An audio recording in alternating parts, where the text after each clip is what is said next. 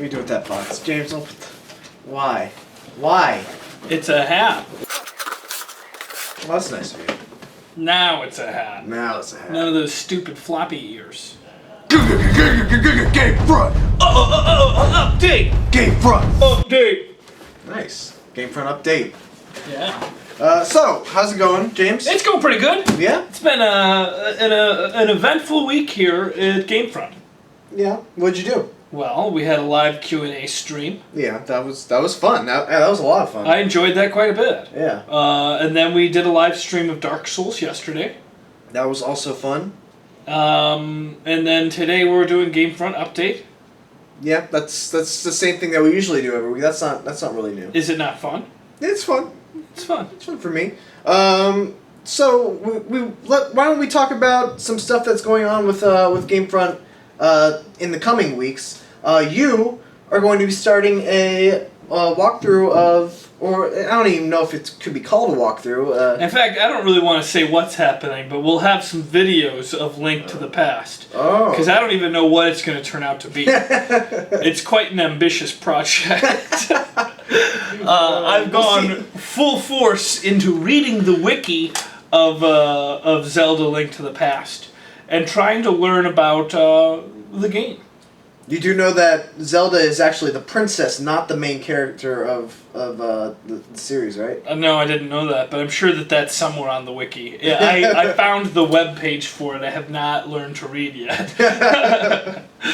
And then we're also going to be doing Dragon's Dogma with you, right? Yeah, we might. We were going to start that today, but I've been trying to figure out how to read still. I guess maybe the best time to start that is on a Friday. Yeah. So look forward to that. This guy's going to be playing some Dragon's Dogma. I'm going to be sitting in and hopefully helping him out with it. I should also give you guys an update with Dark Arisen. I am on the final boss of Dark Arisen. I can't beat him. It is impossible. Is that what's been making you so teary-eyed? Yeah. This week? I just keep looking over and I see just streams of tears on your face. Well, here's the thing. 1, he's really, really hard. 2, I'm a really low level for this DLC. 3, every time I try to go back to change up my strategy, it's really hard getting back to him. And I don't know what number I was on. That was 3. That was 3. 4, I want to switch to Magic Archer, but it takes a really long time to farm up enough discipline points and level up the vocation to the point where it's actually a useful vocation. And is there co-op in that game? No, not really. No.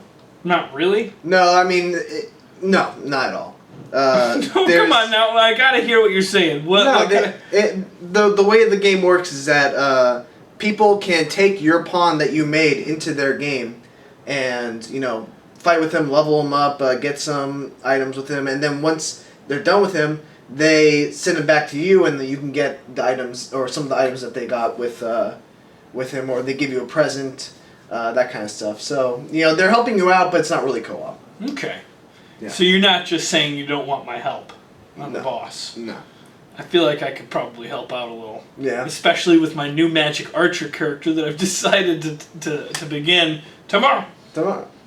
So, look forward to that. I hope someday I'll be able to show you guys the battle with Daimon, but it's gonna take more time. Please forgive me for not having that video out right away. What else is going on? Well, I finished Xeno Clash 2. And that was the appropriate response. Absolute silence. Yeah. You're not a fan of that game, are you? This is surprising because usually James has a glowing review of every game he plays, no matter how bad. I don't know. This one's. I mean, there is some entertainment to be had in the first 30 minutes of the game. I'd say you could probably keep yourself having a good time for the first hour, but after that, it is just repetitive.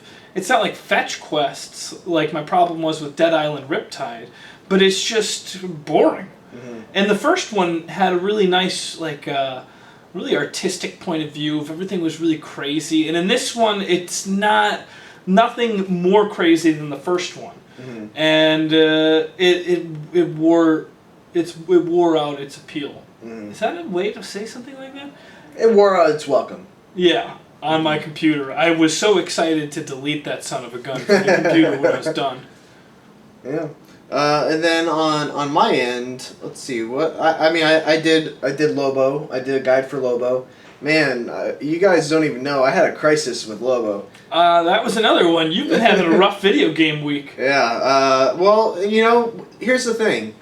I try to take a lot of pride in those character guides. I want them to be as helpful as they can be. I want people to watch those guides and then pick up the character and be pretty good with that character.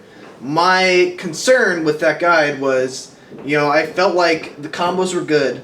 I felt like they were really damaging, and I was confident in executing them. The problem was that when I tried to take that stuff online, I couldn't win a single battle with Lobo. Did that mess up your win-loss ratio? Well, only on the 360. I only played it on the 360. Oh, that's good. I did not play it on the PS3. You're a smart man. Yeah. You didn't want to mess up your good. What is your win? It's pretty good. I'm in the top. Well, last time I checked, I was ranked like 230 in ranked in Injustice. It's pretty good. It's pretty good. It was funny before it came out that you were. What was your place? I was in the top 20. Top 20. Yeah. That was. I mean, that's a pretty good feeling. Did you get a screenshot of that? No. Oh, I only get a screenshot if I'm number 1. Really? Yeah. Okay. I've never been number 1. I've been a couple times. I've been number, I think, 4. Uh-huh. I've been number 8. And then I've had a good bunch that are in the top. In what games? Tetris for PlayStation. I had a couple different high scores in the different versions of Tetris. Specifically, the one that would scroll to the side. Mm-hmm. And Pain. I mean, I tell you, it wasn't that bad a long time ago. It used to be a great game, and I had like a number 4 score on that. I was really proud of that game. That was a fun gauntlet. I gotta say, thank you for recommending that. Yeah, it was. I don't know. I'm gonna try to install it on my home PlayStation and see if there's problems with it still. If there is, I guess I'll have to delete it. I don't know how something like that, 6 years after it comes out, can all of a sudden be broken. Yeah. I imagine it's got to be a bad install. It could be. I think there was a problem with the controllers that you guys were using too. I don't have any problem with the controllers any other time. Mm-hmm. Maybe it's just a combination of bad controllers and bad programming on Pain. Maybe. So we also wanted to talk about next week. There is going to be an event that we got invited to. You guys are going to be jealous. Mm-hmm. You guys are going to be pretty jealous. We're going to a Namco Bandai pre-E3 conference thing for press. And guess what's going to be there? Do you want me to guess? Yeah. Dark Souls 2.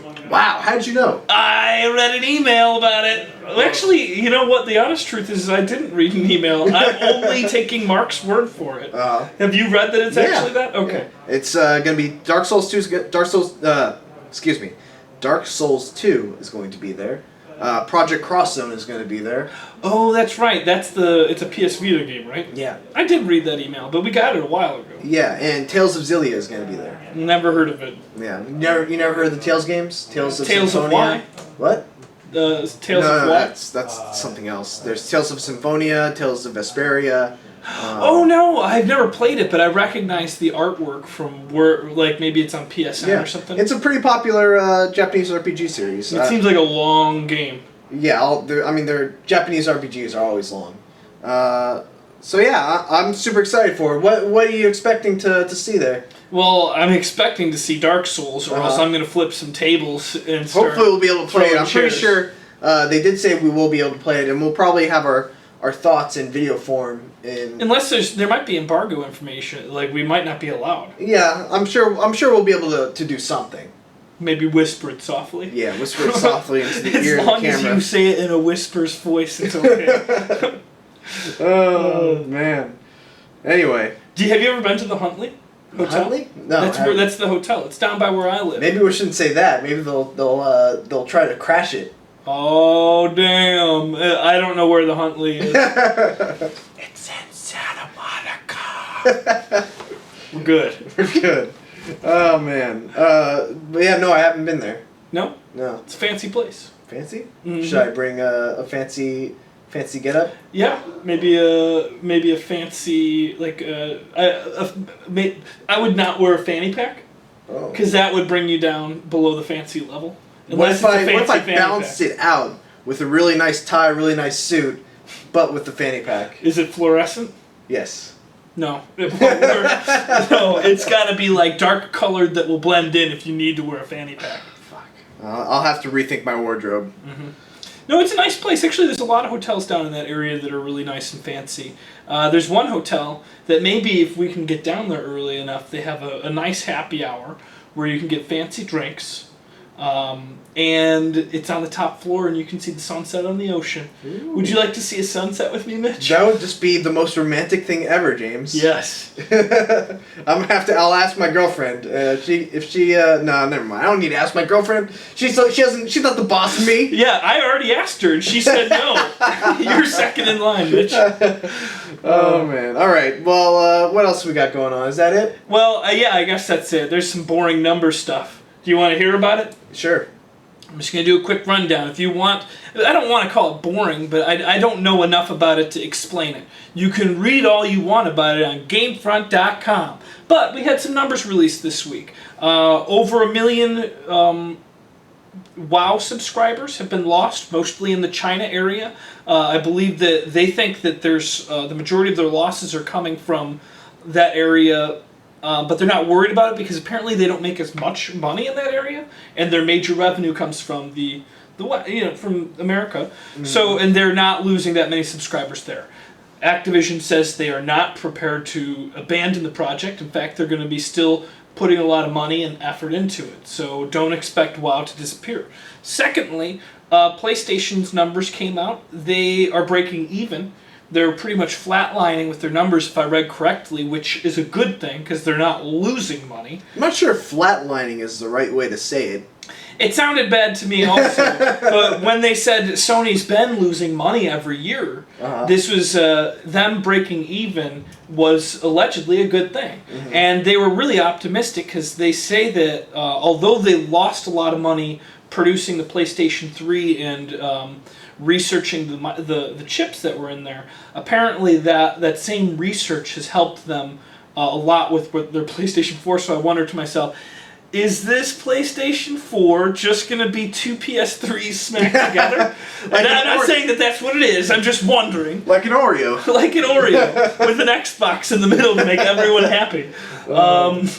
So they're saying that when the PlayStation 4 comes out, they're not going to see the same kind of losses that they had with the PlayStation 3. Mm-hmm. And the other thing is they're going to continue to make money off of the PlayStation 3 for years to come, just like the PlayStation 2, I'd say, only stopped getting developed for maybe 4 or 5 years ago.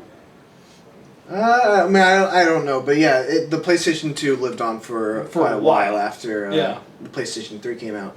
And other than just World of Warcraft, Activision released some numbers too, and surprise, they're making big bucks. Period. That's all it has to say. Mm-hmm.